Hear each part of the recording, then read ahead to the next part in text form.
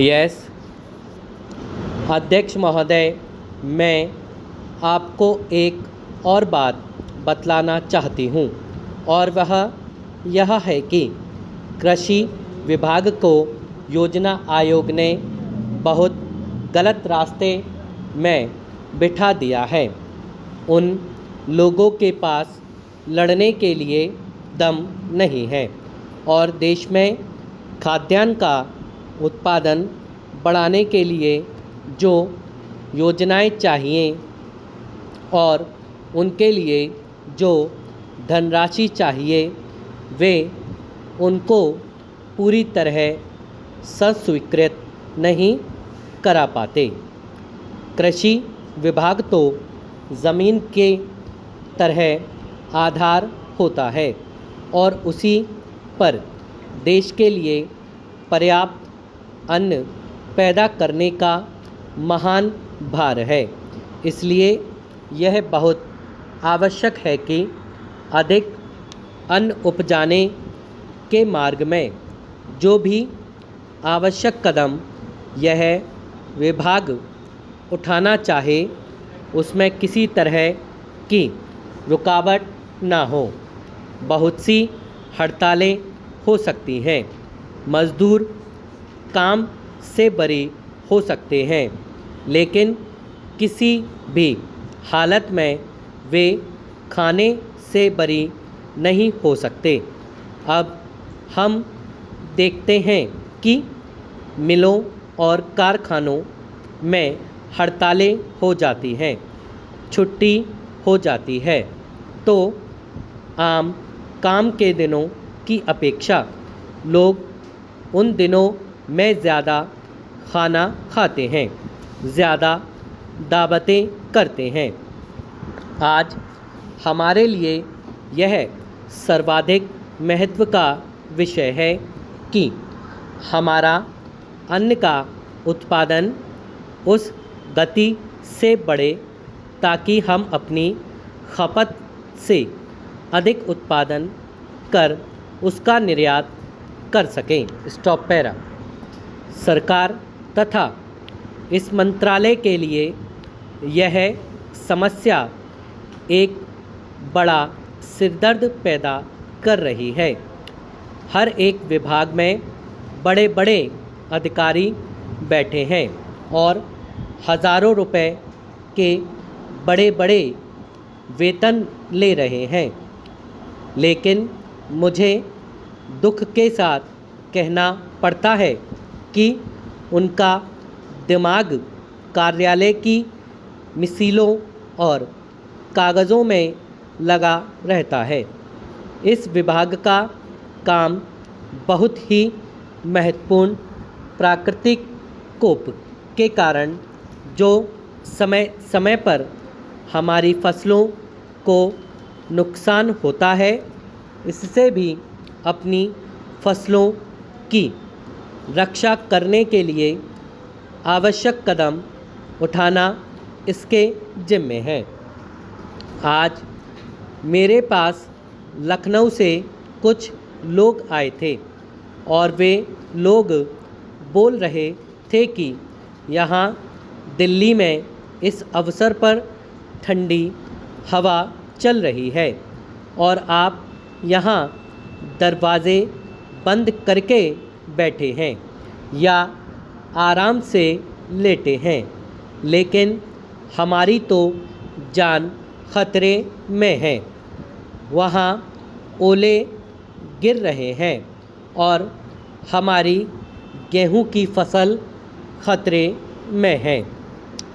अब यह इस विभाग का काम है कि चूँकि हवा में पानी ज़्यादा होता है, इसलिए फसल में चुनाव बचाव के लिए उस पर नियंत्रण किया जाए जिससे फसल की हानि ना हो। Stop para. अध्यक्ष महोदय, जिस भावना से मैंने यह बिल पेश किया है उसको विरोधी पक्ष के लगभग सभी सदस्यों ने एक मत से महसूस किया है कि देश में बेकारी की जो समस्या है वह एक भयंकर समस्या है और उसके कारण हमारे देश का विकास, चाहे वह सामाजिक हो, आर्थिक हो या सांस्कृतिक, रुका हुआ हो और ऐसी स्थिति में हम आगे नहीं बढ़ सकते हैं। इसी प्रकार से इस परिस्थिति का निर्माण हम पिछले 54 वर्षों से देख रहे हैं।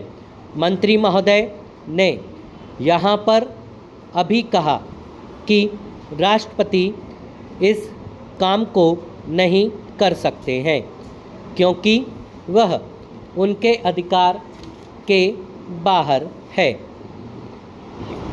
आप राज्यों में राज्यपाल शासन स्थापित करते हैं जब यह देखते हैं कि किसी राज्य में वहाँ की व्यवस्था, वहाँ का विकास ठीक नहीं हो रहा है, जब किसी राज्य में गड़बड़ी फैल रही हो, विकास का काम समाप्त हो गया हो और जिम्मेदारी से लोग काम ना करते हों, तो वहाँ पर राज्यपाल शासन स्थापित किया जाता है। ऐसे बहुत से उदाहरण हमारे देश में मौजूद हैं। उसी प्रकार से हमारे राष्ट्रपति हैं और अगर देश में इस तरह की स्थिति वर्षों तक चले तो कोई कारण नहीं है। आपात रूप में राष्ट्रपति इस देश की सुरक्षा के लिए, इस देश की उन्नति के लिए जिम्मेदारी अपने हाथ में ना ले सके। हमारे भाइयों ने बहुत से उदाहरण दिए हैं कि राज्यों में संयुक्त सरकारें नहीं चलीं, लेकिन उसके पीछे राजनीतिक हथकंडे थे। अगर कोई राजनीतिक पार्टी जिम्मेदारी से काम नहीं करती तो विधान में यह स्पष्ट है कि राष्ट्रपति शासन अपने हाथ में लें। मैं एक उदाहरण देता हूँ कि संविधान में आदिवासी हरिजन के उत्पादन के लिए प्रण किया गया था कि 10 वर्ष में उनकी सामाजिक तथा आर्थिक स्थिति को सुधार देंगे, लेकिन यह सरकार उसमें भी असफल रही। उसको एक बार 10 वर्षों के लिए बढ़ाया गया और दोबारा फिर 10 वर्ष के लिए बढ़ाया गया। इसी तरह से उसको बढ़ाते जा रहे हैं, लेकिन उनकी आर्थिक और सामाजिक उन्नति आप नहीं कर पाए हैं। इस काम में सरकार बिल्कुल असफल हुई है। पिछली बार सरकार पर अविश्वास का प्रस्ताव भी आया था और वह पास होने वाला था।